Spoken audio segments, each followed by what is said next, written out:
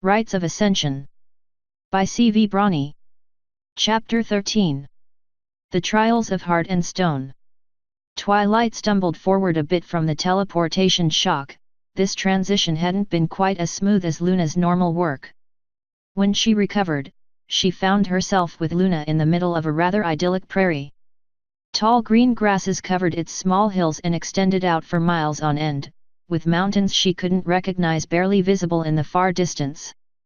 Slow-moving rivers gently flowed and crisscrossed the whole thing, with random small clusters of dense trees providing extra greenery in spots. Even the weather was a perfect late spring warm with a nice brisk breeze and partly cloudy skies. If she didn't know better, she would have thought Luna had hired several Pegasus weather teams to arrange it. "Where are we, exactly?" she asked. Luna smiled. "Far, far away," Twilight sparkled. "We are literally tens of thousands of kilometers away from the farthest vestiges of civilization. How far exactly is impossible to determine thanks to Discord's damage to the world, but to put things in perspective, we are far enough that if Celestia were to perform Soul Invitas here, none of our ponies would feel it." "Whoa! No wonder I'm dizzy. I apologize if you felt any discomfort. 'Twas not my intent. Rather, I brought you here because it is ideal for our first combat lesson.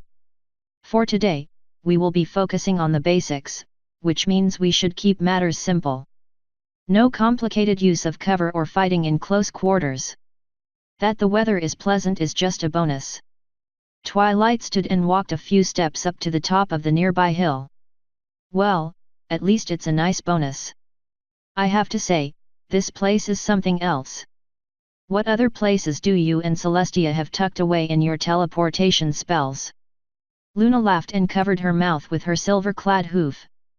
"Oh Twilight, that's not how our teleportation works at all. This is simply an easy-to-find locale along the ley lines. It's just after a major locus, or intersection of several different paths." "Ley lines? Why do those matter?" she asked, correcting her head tilt just before Luna looked at her. "First, why don't you tell me what you know of them?" Twilight sat down, thinking back to her books while the wind blew through her mane. "They're currents of magic that run just underneath the ground and form a kind of lattice around the world. I once tried to find a way to tap into them to jumpstart a project. She sighed. "I found out the hard way that my professor was right when he said they're too powerful and unruly to be controlled." The purple mare took a step back upon seeing Luna's grin. "That's not exactly true, Twilight. Alicorns can use them. It's what Tia and I use to travel around the world with teleportation." Wind blew through the scattered trees and grasses underneath her hooves, catching her slightly overgrown mane and wafting it in front of her eyes as her mind ran through a revolution of spell formulas. Luna broke into another fit of giggles. "Don't worry, we'll show you how we do it after you ascend. Without a complete or near-complete ascension, one cannot hope to control oneself in the flow. That being said, someone else you know uses them regularly." Wait, you said someone." "Indeed I did. Whenever Spike posts a message, it travels through the ley lines to us. If Spike is too far from a ley line, I'd imagine the spell would not work." Luna stepped up to Twilight, and put a wing around her. "You should be able to see them now. Calm your heart, and pull your focus back. Try to see with your magic.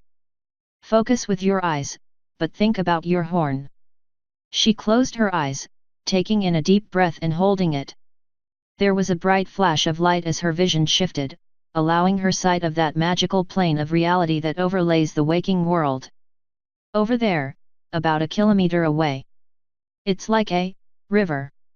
A river of magic." Although she could feel the source as being underneath the ground, the light coming from the surface was bright enough that it really did appear as some kind of a rushing river. Yet, it was unlike anything she had ever seen before. Green light pulsed and tore along the line with phenomenal speed, and sparks and shockwaves rushed out from it at random points. She turned back to Luna, and opened her mouth just a little. When she had looked at Celestia with her magic sight, she had appeared as a massive star that was so bright it washed away any other details on her body. Luna's star shone as if it was under a dark lens meant to look at the sun with detail. Though it was still bright, she could look at her plainly, with its blue surface boiling under pressure. Even the air around her seemed to compress and shake from her power, causing Twilight to blink to get her vision to return to normal. Luna continued. It is like a river, although one with water moving faster than even our rainbow-maned friend could ever comprehend. We move at that speed in the teleportation. It's so fast that our spells have to speed up our minds, and even then without some kind of anchor, such as a concentration of magic, it can be tricky to go into an unfamiliar area precisely. So, we use close-range teleportation immediately after exiting the stream to get a precise landing. But, this has a limitation. Twilight gulped. It means you can't come help me if I'm too far from a ley line. This is correct. I would advise you to always check if you are near a ley line before commencing a mission. If you are not, extra caution would be very much recommended. But, to business. Luna raised her horn and sent multiple arcs of lightning crackling from it into the ground. Quickly, mounds of dirt and grass raised themselves from the earth and took on the shape of ponies. Twilight instantly recognized what they were. Golems. Indeed, but mine are quite a bit more advanced than what you would normally see. These 5 here are semi-autonomous and have similar traits to earth ponies. I can also make unicorns, griffins, and even pegasi. More lightning spread out from her horn and struck the ground behind her, forming more earth pony golems.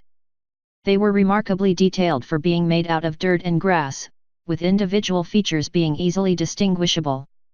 Their similarity to some of the statues in the garden was unnerving to say the least, but they were all uniform in how they appeared, each a mirror of the other. I'm going to have them attack you, and you shall fight them.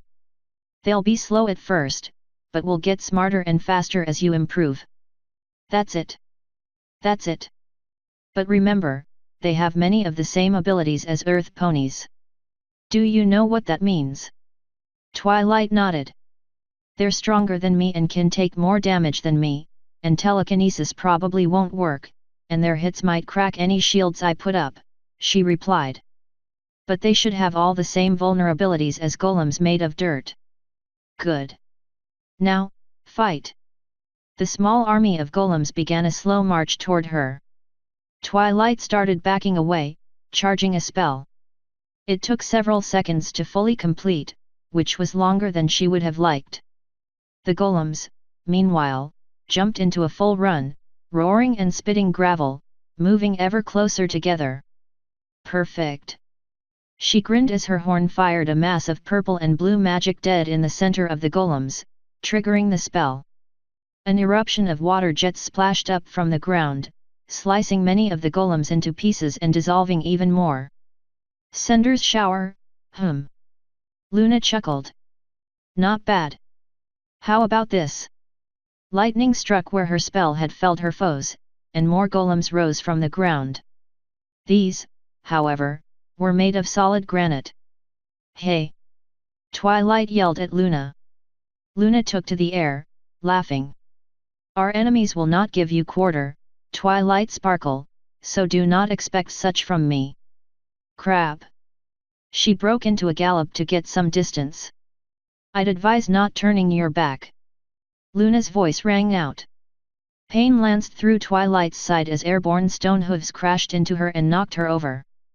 Adrenaline wouldn't let her stay down for long as she forced herself back up and saw 3 more Pegasus golems flying overhead.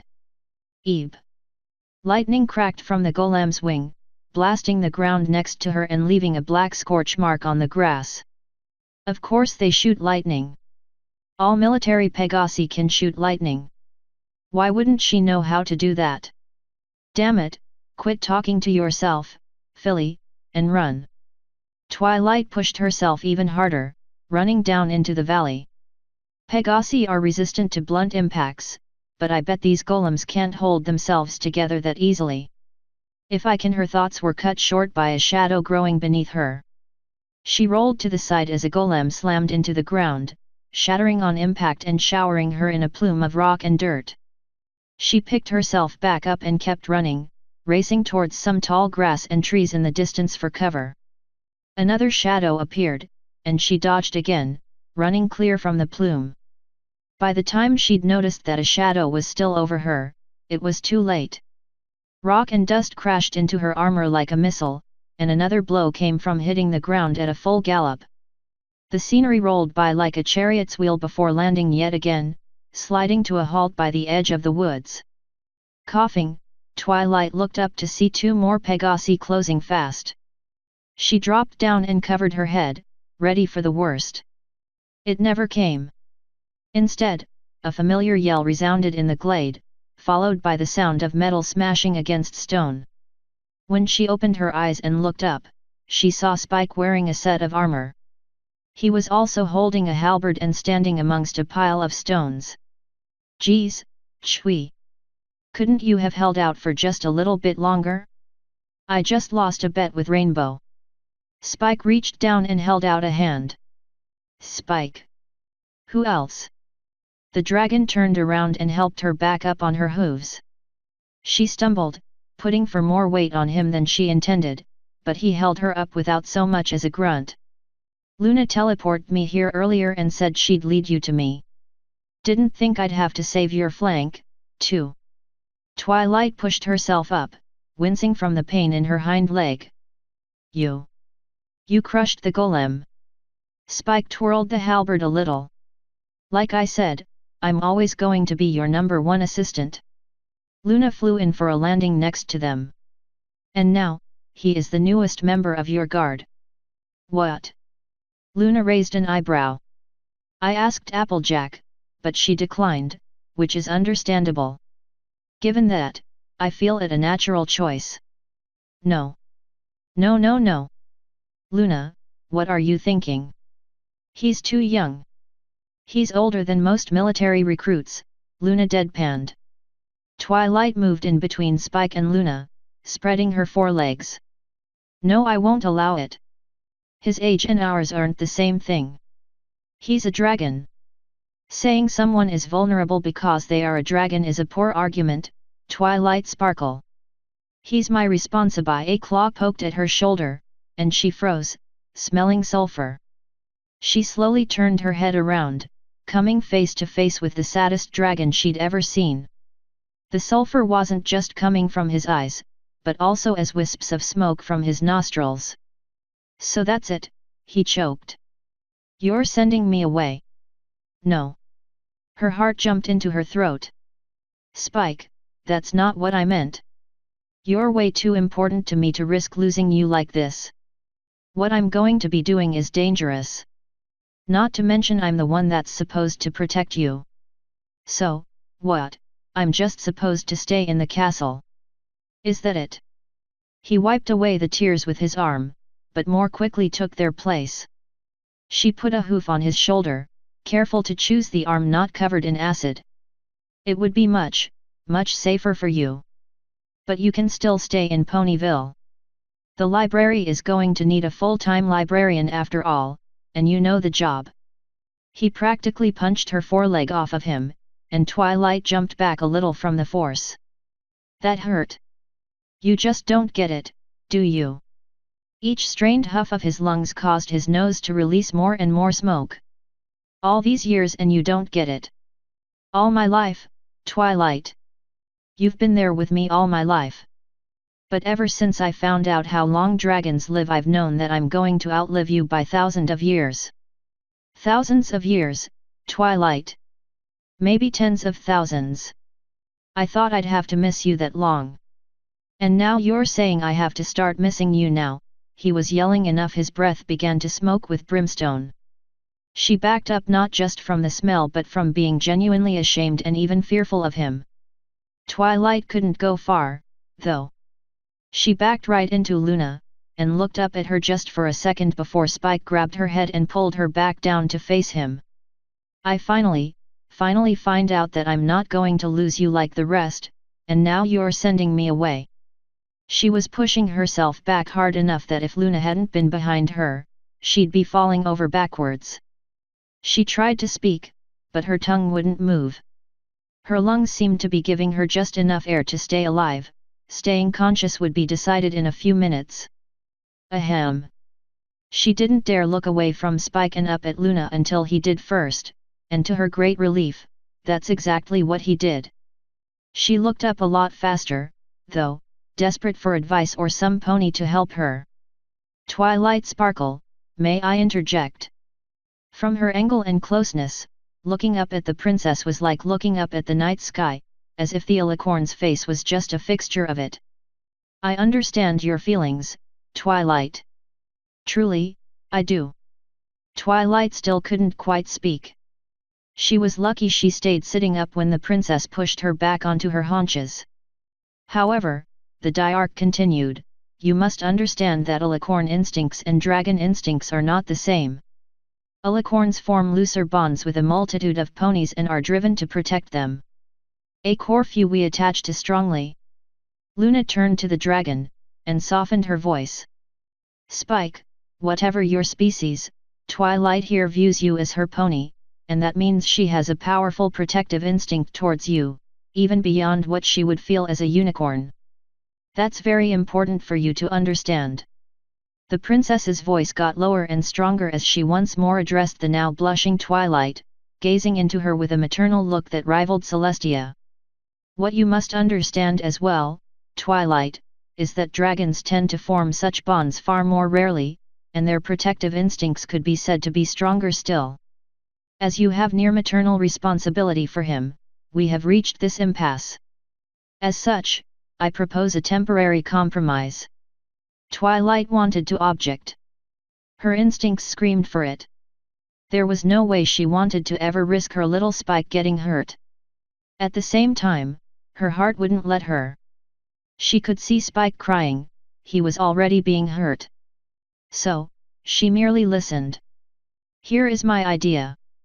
Twilight, allow Spike to stay here and train as your guard.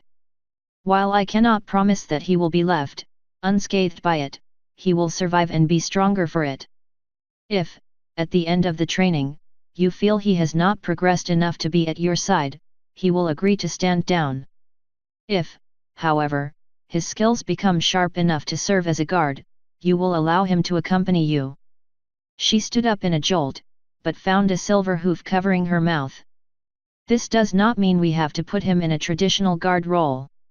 He can be more a kind of seneschal, or assistant if you will, but would be prepared to fight if things go sour. Is this acceptable? She looked back and forth between them, torn.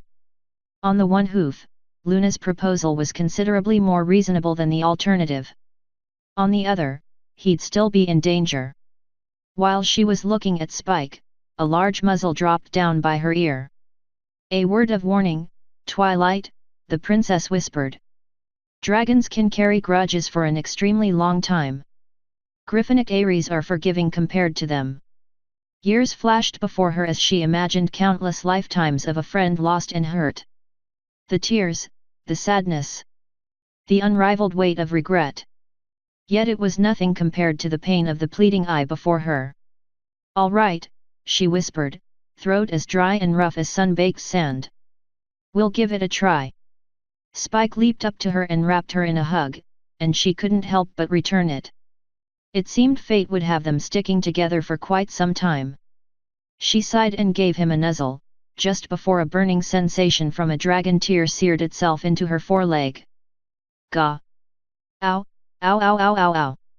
She leaped out of the hug and started running, which did absolutely nothing to make the pain go away. She eventually saw the burn on her leg and tried wiping the liquid on it away with her hoof to no avail. Hold still, Twilight Sparkle! She didn't really have to hold still. By the time she looked up to find the sounds of the yell, it was too late. She had only the tiniest amount of time to see Luna's horn alight before the spell hit the ground under her. A ball of water the size of a large boulder erupted from the ground like it had been there all along, waiting and intangible to the dirt. Even though it had phased through the dirt, it knocked her back like it was far more solid than water had any right to be. To add injury to insult, the water didn't stay airborne long, it just got caught by gravity and did what any normal object under gravity's influence did, turn around and fall right back to the earth, where she just happened to be sitting.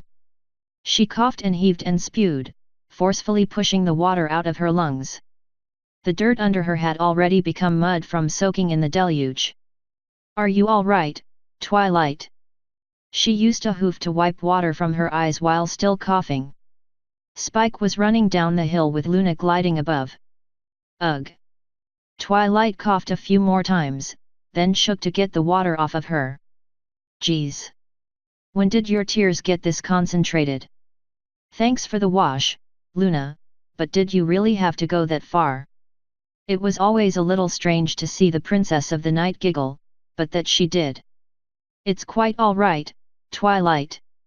Though they are oddly strong for his age, this is expected. Dragons with green bellies eventually gain powerful acid in their tears, saliva, and even flame." She smirked a little. "Perhaps we should simply read him a sad story and then have him embrace our enemies."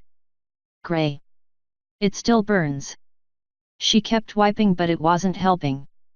The acid had already done its damage. Luna tapped the gem in the center of her torque. "Push some magic into your bonded armor. It grants regenerative properties." Twilight did so, sparking her horn to life and sending her power right into the gem. The armor flared to life, eagerly pulling the power into itself and spreading over her body. Compared to its past deployments, the cold of the process was soothing and cooling rather than shocking and debilitating. When it was over, and she was wrapped in her plating, she could feel it go to work. The burning quickly ebbed, leaving nothing but a tingling sensation. "Oh, whew! That feels so much better. Thanks, Celestia." Twilight's eyes went wide. "Open mouth, insert hoof." "Sorry, force of habit. I mean, thank you, Luna." Spike and Luna both shared a laugh. "'Tis quite all right, Twilight. I am used to such things after being absent for so long. It is natural ponies would use my sister's name in such ways." She nodded in response. "It's all I've ever been really used to all these years." A little connection went live in the back of her mind. "Princess." The night alicorn's wing twitched a little. "We've been over this, Twilight. Call me Luna." "Okay then." She swallowed. "Luna, am I going to have ponies exclaiming thank Twilight around me?" Spike grabbed his head in realization. "Whoa. Yeah, I forgot about that. Freaky." Luna gave her a gentle smile. "It is very possible, Twilight. My sister and I strongly discourage the ponies from worshipping us, and although we've been successful at that the vast majority of the time, there are a few habits we've never figured out how to break them of. That's one of them. I suggest you let it slide. In a few centuries, it'll seem natural." Twilight shuddered. No. "No, I'm sorry, that's never going to seem natural. Nor is the idea of waiting a few centuries." A cold shock went through her body, starting from her chin. Slowly, her head lifted up against her will, and she found herself staring deep into a pair of teal eyes with the princess's hoof under her head. "Oh Tartarus, did I really just say that in front of some pony that spent a millennium on the moon?" "We ageless perceive things differently, Twilight Sparkle. You have not truly grasped this yet, but you will, with time. Let it happen." She almost seemed to dissolve into mist, flowing around her and reforming with a wing lightly over her. "I shall be there to guide both you and Spike in this. Tia shall help, too. Come, it's time to meet the rest of your training team." "Training team?" Twilight asked. In a blink, Luna disappeared. Before she really had any time to think about it, she reappeared with 3 new ponies. 2 were obscured behind Luna's wings, while the other was instantly recognizable. "Whew! Was wondering when we'd get started." A Pegasus with a multi-hued mane leapt into the sky and did a few somersaults. "Hey, Chui! Why is your mane soaked? I mean, this time." Which totally isn't my fault for once. Long story, Rainbow. She ringed out her bangs with her magic. So you're going to be training with me? Hey yet. Why wouldn't I? I mean, we're only going to be fighting side by side. Makes sense to train together. Hat. Good point. And honestly, it's a relief. You have no idea how good it is to see you. Twilight held out a hoof and Rainbow gave it a bump. So who are the others? Luna lowered her wings one by one. Twilight, may I introduce you to two of my Night Guard who will be assisting with your training. To my left is Arcane Edge. He is an acolyte in my Night Guard, which is the lowest rank. He is skilled with both the creation and use of magical weapons. A unicorn stepped forward, clad in the standard armor of the knight. His demeanor instantly struck Twilight as odd, however. Rather than the standard, almost belligerent stoicism of typical guard, he had his head lowered. He almost looked nervous. It's an honor to meet you, Grand Mage Sparkle. I hope you will find it in your heart to forgive my inadequacies. Okay, that's just weird. I'm sure I will. Twilight said. Please tell me that those newspapers aren't going to make every pony act like this toward me. Luna chuckled a little. Do not be so shy, my acolyte. I can assure you, Twilight is an excellent friend. To continue our introductions, here to my right is Crusader Starwood. A rather large, solidly built earth pony stepped forward this time, and he didn't seem nervous at all. Rather, he simply bowed quickly, his armor clinking a little. Grand Mage, it is an honor to aid you. Our sovereign has spoken highly of you. Twilight forced out a small, polite smile. One of the things that always struck Twilight as a little intimidating was how Luna's Night Guard always referred to the princess as sovereign. While the Day Guard was known to be loyal, professional, and devoted, the Night Guard was widely and correctly seen as fanatical. Like the Day Guard, they were also completely separate from all other military units, answering solely to Luna. On top of that, and unlike the Day Guard, they had a reputation for being ruthless and conducting unauthorized missions, despite the fact that they were legally only supposed to protect their princess or perform simple tasks for her. No pony had ever produced proof, but it was still whispered amongst the populace. The honor is mine. She bowed back. I look forward to working together. And work you shall. Luna boomed, waving a hoof in the air. Though they will not be with you on your journeys, they shall help train you. I brought them here because you must know how to fight with not only Pegasi and a certain young dragon, but earth ponies and unicorns as well. From ponies and zebras, to diamond dogs, griffins, and even minotaurs, each race has their strengths and weaknesses. Learning how to use and cover for them is very important in battle. Now then. Fall in. Rainbow, Starwood, and Arcane Edge jumped and snapped into a line next to Twilight. Spike got the idea a second later and joined in on the end before Luna resumed speaking. For the next 3 months, I am going to teach you lot all I can. I am not soft like my sister and her plump, cake-engorged rear end. That earned a few snickers from the Night Guards, but Twilight just faked a smile and flattened her ears. This will be a harrowing experience for all of you, but I do not apologize for it. It will teach you more than you could ever expect, and even then it will not be enough to make being a Grand Mage easy. I fear that even with 3 months, you shall only learn what I consider to be the most basic of skills. We shall start here, in this field. Later, we will change locations. We shall fight and train in fields, mountains, shores, clouds, even urban environments. You will have to learn a multitude of skills. These include, but are not limited to, martial arts, weapons training, covert observations, and spells for those of you who are able to cast them. Although you will spar against each other, for the most part you will be fighting my golems.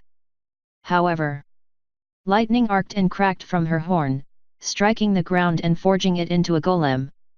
Once it was complete, blue flames engulfed it for a second before fading to reveal a something that looked exactly like some pony Twilight hadn't seen in ages, Trixie Lulamoon. Whoa! That's incredible! Spike broke ranks and ran up to the golem. Check it out, Chui. It looks just like her. Black. Rainbow stuck out her tongue. Last I heard about that bitch was a few years ago when she got panned in the Canterlot Times for calling Chui Celestia's harlot and then vanished. Guess no pony wanted to see her crappy shows anymore. Why her? Twilight leaned forward a bit to study the golem. The illusion was as flawless as that of a changeling. You do not approve? Luna huffed. Then how about this? The blue flame changed the image in a flash, and before them stood a second rainbow dash. The real Dash leapt back. Oh! Oh horse apples! What? Spike shrugged. It's a great trick. Rainbow held her head, obviously already getting a headache. Day! She's going to make more that look like us to screw with us in battle. Spike covered his mouth. Oh horse apples! Luna nodded. Of course. Do not presume that the enemies will always be obvious. Some golems may act as friendlies. Others may seem friendly but actually be hostile. And always remember, I control them, which means they'll know things none of you do. The only rule here is to not attack me. If you try, you will regret it. I will be devious. I will ambush. I will deceive. I will surprise. Never, ever assume you are safe. I can assure you, thou art not. Luna stomped her hoof, and a bolt of lightning arced across the sky, shattering the peace of the meadow. She continued. The one and only exception to this is just before each training session. I will give you all a short breather and the opportunity to ask questions.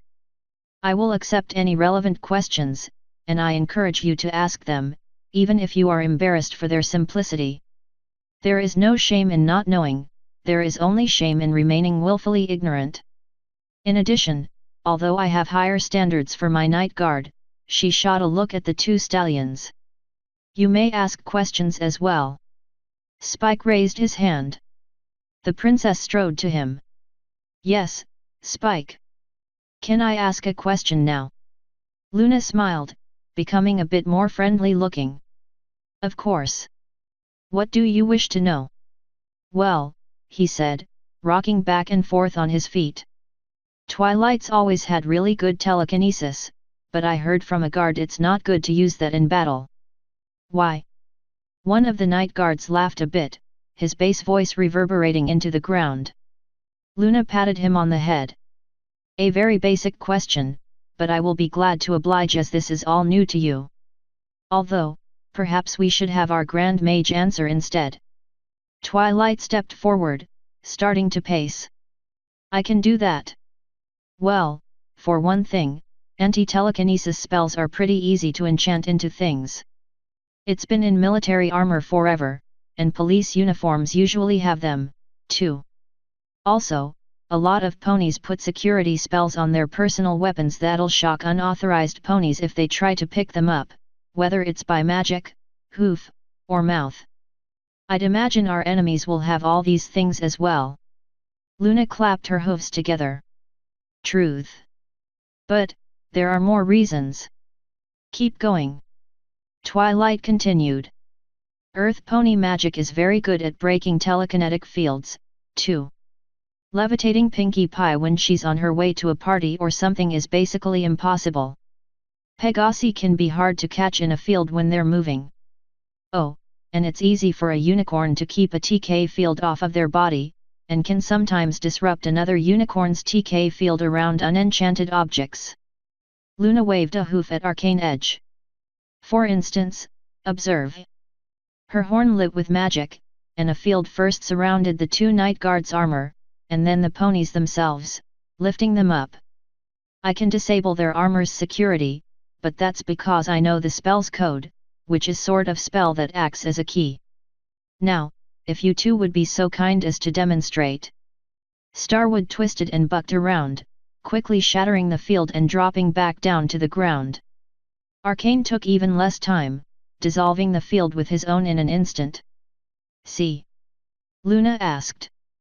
The amount of magic necessary to levitate those two whilst they resist would be severely disproportionate compared to the effort they would need to escape. I could hold them, but only by using levels of power well beyond that of Arcane here. There is a possibility that Twilight could manage to hold one of them, but only by focusing all of her effort and magic to the task, leaving her vulnerable. Okay, I get it. Spike threw his arms up in defeat. It's not enough to just have good telekinesis. Luna flapped her wings a little in place. Indeed. There is, however, one basic telekinetic tool that will be very important. Tell me, Twilight, have you ever used a telekinetic blade? Twilight nodded. Yes, I have. I tried making one as part of an experiment a few years ago. The experiment didn't work out, so I dropped it. I haven't tried to summon a blade since. Luna stared at her. I suppose you want me to try pulling one out now anyway, Twilight half squeaked. Please.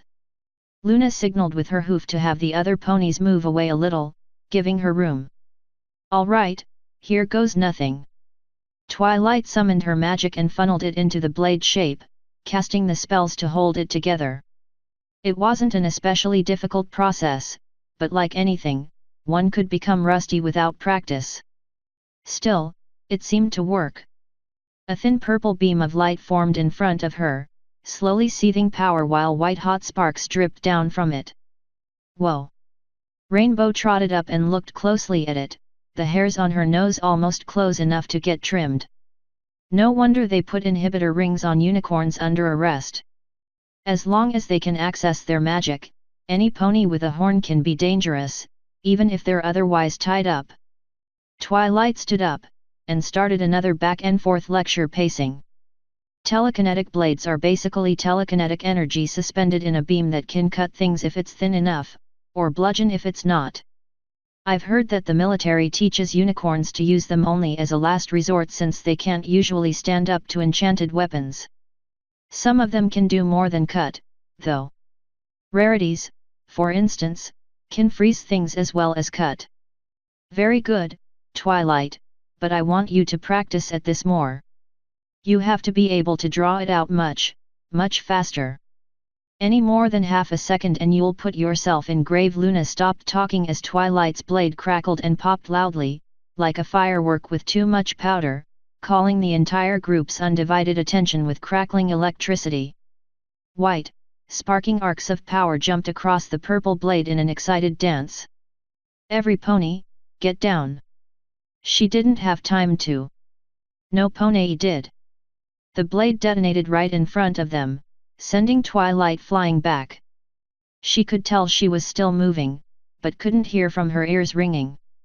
The blows kept coming as she tumbled end over end, falling clear down the hill and finally coming to a rest at the bottom, the wind completely knocked out of her. Report. Is every pony okay? That was one of the stallions. Twilight wasn't sure which. The world was spinning far too much to pay attention to such matters, so she closed her eyes. Rainbow 1, optimal. Sorry, force of habit. I'm fine. That was clearly Rainbow Dash. SPI the dragon coughed a bit. Spike here. Lungs full o' dust, otherwise fine. Arcane. Ready to serve. Okay, that pony is starting to get a bit creepy. Starwood. Ready to serve. I guess it's just a night guard thing. Twilight? Are you okay? Twilight let her eyes open up, but quickly closed them when all she saw was a spinning, worried-looking Luna. I'm sorry, but the world is rotating much too fast to talk right now. Please leave a message and I'll get back to you. A sliver of blue magic pulsed over her eyelids, followed by a slight buzzing in her left ear, causing it to twitch. How about now? Twilight tentatively opened her eyes again, and found the world had decided to stop dancing. Was that healing magic? She asked. Indeed. Luna admitted. My sister is far better at it than I, but it's not something we talk about. As a general rule, we never heal our subjects. It makes them dependent, and we could never heal all of them. That being said, I am afraid we do not have the luxury of time here, so I shall make an exception for our training. Are you feeling better? Twilight twisted her body a bit and got back up. Much. What in Tartarus happened there? The spell completed okay, I can confirm that much, but a telekinetic blade isn't supposed to just explode like that. No spell is supposed to explode like that. Well, except for the ones explicitly meant to explode. Which this is not. Luna sat down and regarded her with a somewhat uncomfortable gaze, clearly thinking. Twilight, could you raise your hoof up so I can see it? Twilight lifted her hoof up and held it towards Luna. Okay. Then, the gaze got literally uncomfortable as Twilight felt Luna activate her magic sight. Princess, I don't mean to be disrespectful, but could you please not use your magic sight on me? It feels really creepy.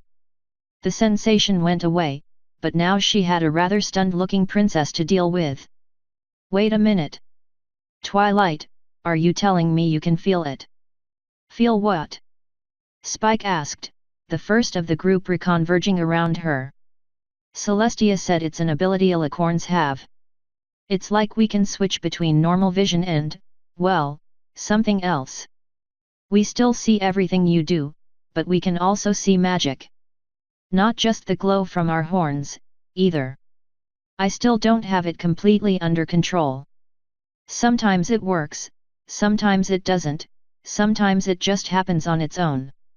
Rainbow came in and hovered a bit nearby. Hey! Weird. Starwood snorted in response to that, and Luna held up a hoof to calm him. That's all true, Twilight, but you didn't answer my question. You said you can actually feel it. The Ascendant nodded. Yeah, I can. It feels like, well, being called to the chalkboard in a class of 1,000,000 fillies, and not knowing the answer. Spike chuckled and took a bow. Fillies and gentle colts, the nightmares of Twilight sparkle. Twilight gave him a light bop on the head. Luna tilted her head a bit. Well, that's unexpected. In any event, I have a theory as to why the blade self-destructed.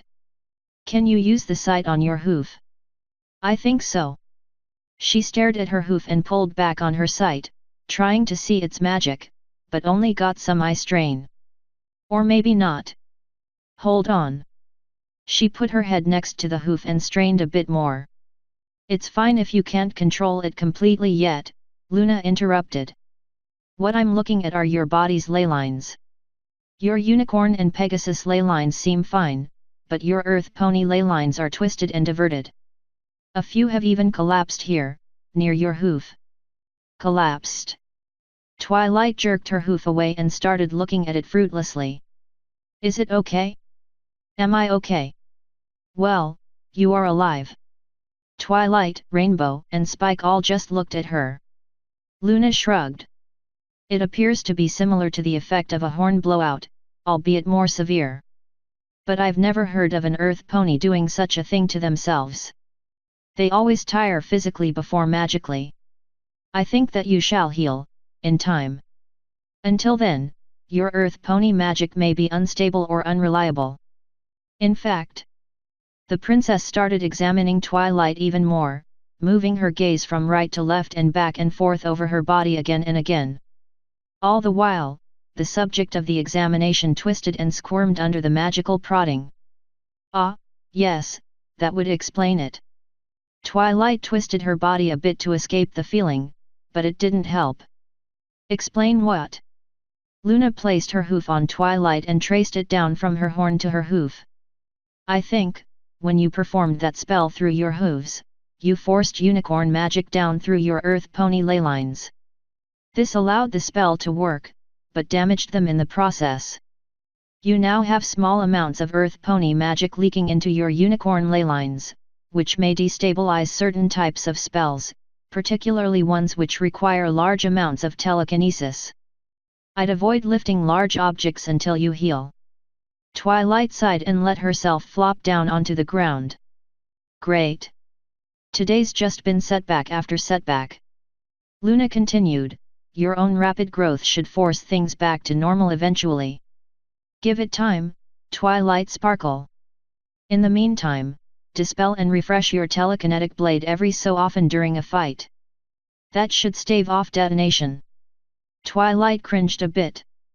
And if it doesn't? Oh, that's simple. Rainbow came in for a landing. Just toss the blade at the enemy. Twilight rolled her eyes.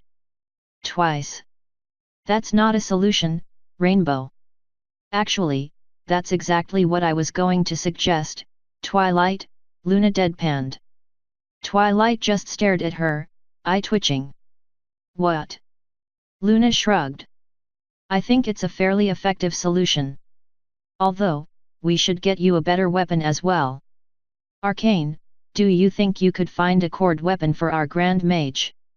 He bowed all the way to the ground. Of course, Sovereign. Was there a particular style you desire? Luna cut in before Twilight could say anything. Nothing too fancy, please. A sword should suffice. I want Twilight to use her wits for offense, and not rely on a weapon to do it for her.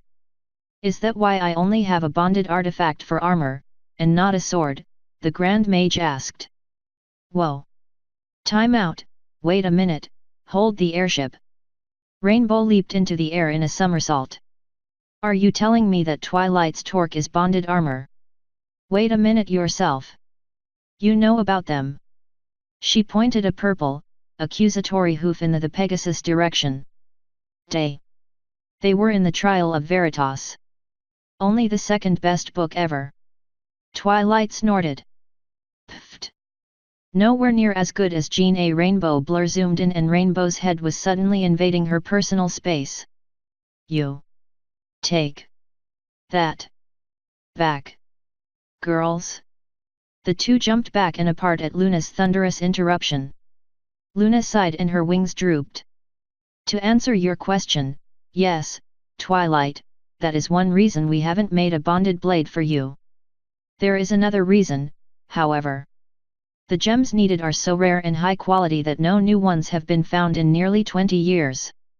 Before that, we found one every 5 years or so, but we've hit a dry spell. I took the last one for my new armor years ago. She tapped the gem in her torque. We honestly thought we would have found another by now. We've even reached out to some of the more reputable diamond dog packs in the north near Stalingrad to look, but to no avail. Rainbow chimed in again. Can't we find one that's already made and have her bond with that? The story said that if you find one that's not being used, some pony else can bond with it. Luna's reply was terse. Yes, if we had one whose owner had died, and whose magic was similar to Twilight's, and whose latent empathic sentience agreed to bond with her. We don't have the luxury of a stockroom of bonded blades, Rainbow. There is a silver lining, at least. It should help her begin to hear her armor a bit sooner. Being pulled by two bonds can be straining. And, well, there's a reason no pony ever tries bonding with 3 artifacts. It's virtually guaranteed to drive all parties insane. Next question. The field fell silent. Really? That's it? Luna asked. I'm about to attack you all with a small army of golems. You don't have any others. Twilight raised a hoof. Will you be offering advice while we fight? Of course. So will my night guard. Another moment of silence passed between them. Any other questions? Everyone stayed silent. Hey. Well, all right then. The princess shrugged. Every pony, get ready. Every pony nodded and moved into a formation around Twilight. She felt a bit relieved that she wasn't alone, and was more comfortable standing confidently. Maybe, just maybe, she'd be able to pull this off after all. Let's get started, Luna yelled, flying up into the air and striking the ground far behind her with her magic, summoning dozens of new golems. Twilight crouched down slightly, ready to run. She wasn't looking to flee, though. Her aim was to go right into the middle of it, lack of a plan be damned for once. Fight! Her legs pushed her forward, and her heart raced as she felt the hoof falls of those at her side. The golems raced forward too, but not an ounce of nervousness was to be found in Twilight's mind. This time was going to be different. This time, she was ready. This time, she would fight. And it didn't bother her a bit that she started to feel like this might be fun. I don't exactly understand why I gotta do this. I promised I won't tell no pony about Twilight. Intelligentsia face hooved. It's not that we do not trust your intentions, Applejack. You have to understand, our enemies are sneaky. With a huff the farmer pony leaned back in the chair and crossed her forelegs. I don't give a hoot how sneaky they are. I ain't gonna blab about this to no one. Intelligentsia leaned back in her chair. Will your hat?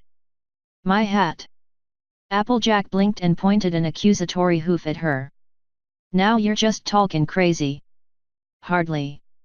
She smacked Applejack's hoof away with far more force than the farm pony would have ever expected to come from her, then started pacing around her.